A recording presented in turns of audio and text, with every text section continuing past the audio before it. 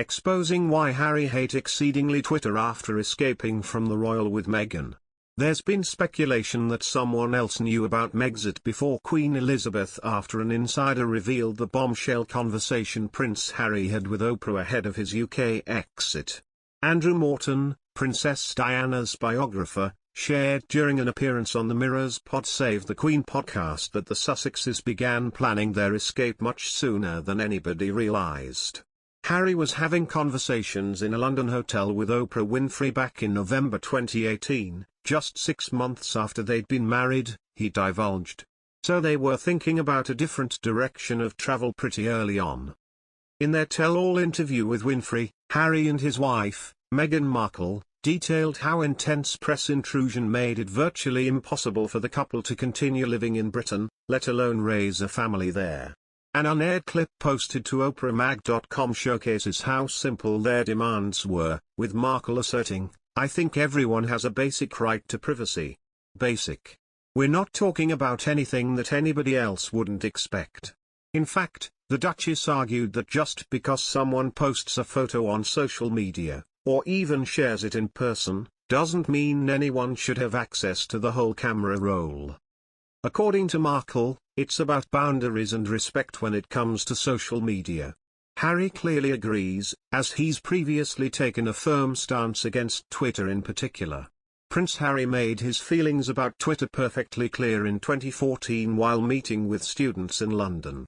The Duke of Sussex was chatting to the digital media champions who were busily promoting one of his favourite events, the Invictus Games, when the subject came up, per the Daily Mail. "I really quite hate Twitter," Harry acknowledged, after being asked whether he would be live tweeting during the competition. "I would love to get involved and go on social media, and if it was for causes like this I really would," the prince elaborated. "The issue for myself and my family, put quite simply, is that it's very hard for me to tweet about the Invictus Games and tweet about something that means a lot to me, whereas I at the same time really quite hate Twitter by the invasion of privacy." In particular, Harry took issue with his whereabouts being published and every word and action dissected endlessly by the public. Ironically enough, photos of the royal soon filled Twitter, with many students gushing about how wonderful it was to meet him.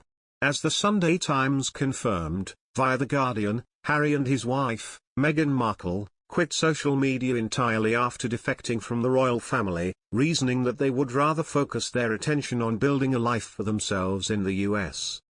The Sussexes reportedly had no plans to re-engage with their millions of followers on Instagram after encountering a huge amount of hate online.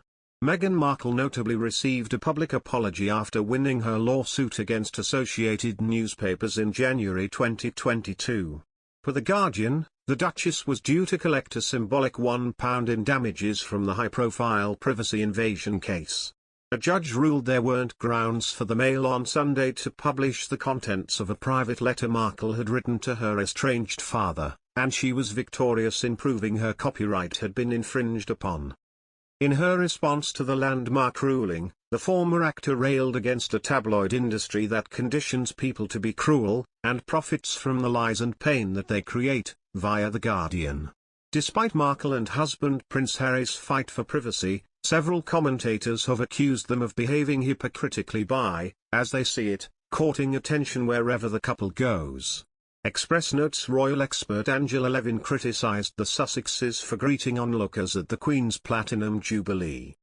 "I was very angry when they wound the window down of the car that they were carrying in. That was a blackout window and they wound that down and waved out of the window so everyone would see," Levin raged. "They are people that fought for more security, the utmost security, yet they were happy to wind the window down and wave.